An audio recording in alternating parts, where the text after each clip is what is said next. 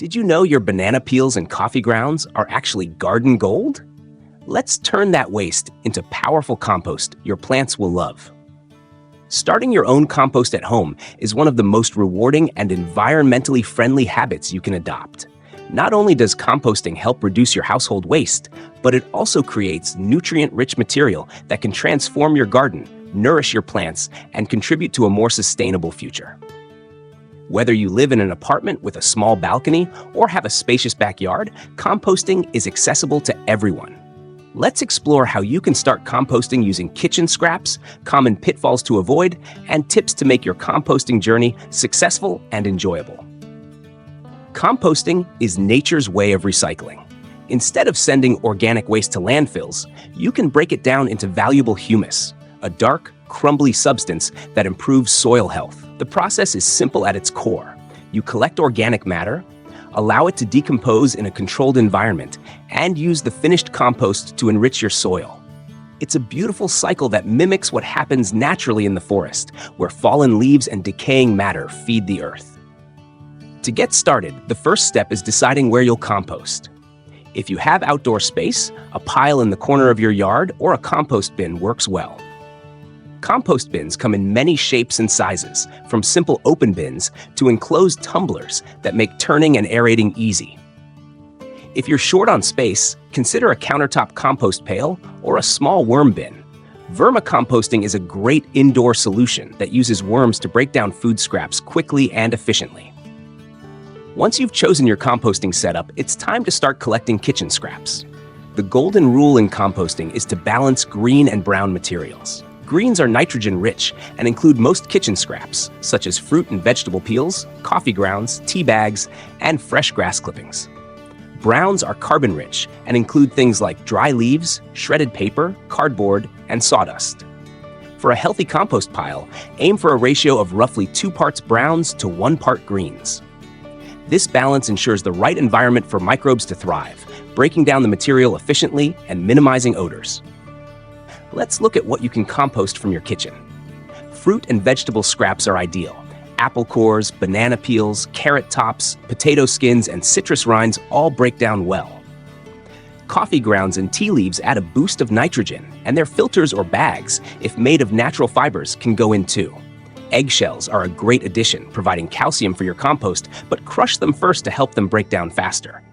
Stale bread, pasta, and rice can be composted in moderation, but it's best to bury them deep in the pile to avoid attracting pests. There are some kitchen items to avoid. Meat, fish, dairy, and oils can create odors, attract pests, and slow down decomposition. Bones don't break down easily and are better left out. Likewise, avoid composting large amounts of cooked foods, as they can disrupt the microbial balance and attract unwanted critters. Pet waste, diseased plants, and anything synthetic or plastic should never go in your compost. With your kitchen scraps collected, it's time to build your compost pile or fill your bin. Start with a layer of browns at the bottom, shredded paper, dry leaves, or cardboard. Add a layer of greens, then continue alternating layers. Each time you add kitchen scraps, cover them with a layer of browns. This not only balances the pile, but helps control odors and keeps flies away. If your pile seems too wet and smells sour, add more browns. If it's too dry and decomposition slows down, add more greens and a splash of water. Composting is a living process, driven by millions of microbes, fungi, and sometimes worms. These tiny organisms need air, moisture, and food to thrive. Turning your compost pile with a garden fork or shovel once a week introduces oxygen and speeds up decomposition.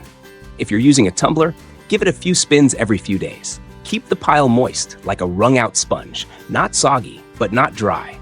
If you're worried about rain making your pile too wet, cover it with a tarp or use a lid on your bin. As you compost, you'll notice your pile heating up. This is a good sign. Microbes are hard at work breaking everything down.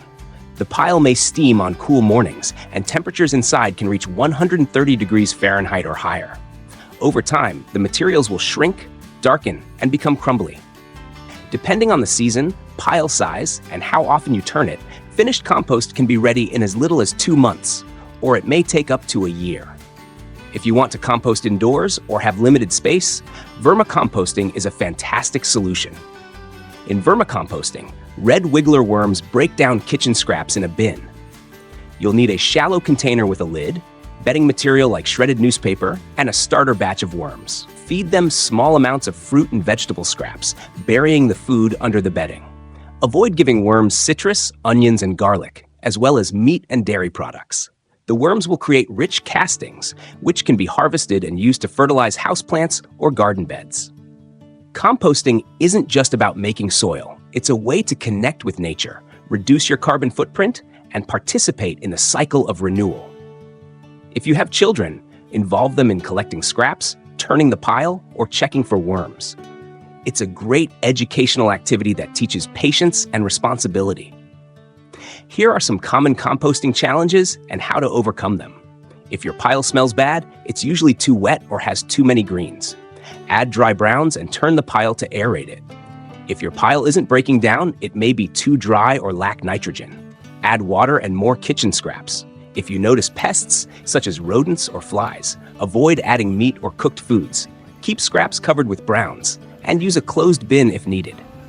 For those curious about composting speed, there are ways to accelerate the process. Chop or shred kitchen scraps and browns into small pieces. Smaller bits break down faster. Keep the pile warm and moist, and turn it regularly. Some people add commercial compost starters or a shovel of garden soil to introduce more microbes, but this isn't strictly necessary. Finished compost is dark, crumbly, and smells earthy. To harvest it, pull away any undecomposed material from the top and use the rich compost from the bottom. Sift it if needed to remove large pieces, which can go back into the pile. Use your compost in garden beds, to top-dress lawns, mix into potting soil, or nurture houseplants.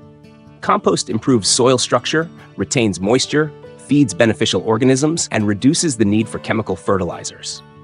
If you live in an apartment or urban setting, consider a bokashi bucket, a Japanese method that uses beneficial microbes to ferment kitchen scraps. Bokashi composting is fast, odorless, and works indoors. Once fermented, the scraps can be buried in soil or added to a traditional compost pile to finish breaking down. Composting is a practice that adapts to your lifestyle. Some people compost year-round. Others take a break in winter when decomposition slows. If you have lots of leaves in autumn, shred and store them for year-round browns. Coffee shops and neighbors may be happy to share their grounds or leaves with you. The more diverse your compost ingredients, the richer your finished product. Composting is also a way to rethink waste. Every apple core or onion skin you compost is one less bit of trash sent to a landfill. Food waste in landfills produces methane, a potent greenhouse gas. By composting at home, you reduce emissions and help tackle climate change, one banana peel at a time. As you gain confidence, you may want to experiment. Try adding garden clippings, spent flowers, or even natural fibers like cotton or wool. Avoid glossy paper, colored inks, and anything treated with chemicals. If you have pets, avoid adding their waste unless you're using a special composting system designed for it. Over time, you'll develop a rhythm. Collect scraps in a pail on your counter, empty it every few days, and watch as your pile transforms. Notice how the volume shrinks, smells improve, and the soil comes alive. Composting is both science and art, and every pile is a little different. If you want to share the benefits, offer finished compost to friends or local gardens. Community gardens often welcome donations, and sharing your experience can inspire others to start composting too. In summary, home composting is a simple practice with profound benefits. Start small and build your routine. Collect kitchen scraps, balance greens and browns, keep the pile aerated and moist, and be patient as nature works its magic. Whether you have a backyard bin, a worm farm, or a countertop pail, composting turns waste into a valuable resource. It's a daily act of sustainability, a connection to the earth, and a gift to your garden. Remember, every handful of compost you create is a step toward healthier soil, happier plants, and a cleaner planet. Embrace the process, celebrate small successes, and enjoy watching your food scraps transform into garden gold. Composting is easy to start, rewarding to maintain, and makes a positive impact far beyond your home. So gather your kitchen scraps, set up your bin, and join the millions of people turning waste into wealth, one peel, one leaf, one coffee ground at a time. Thanks for being here. If you want healthier plants and less waste, subscribe to the channel, and let's make composting a habit together.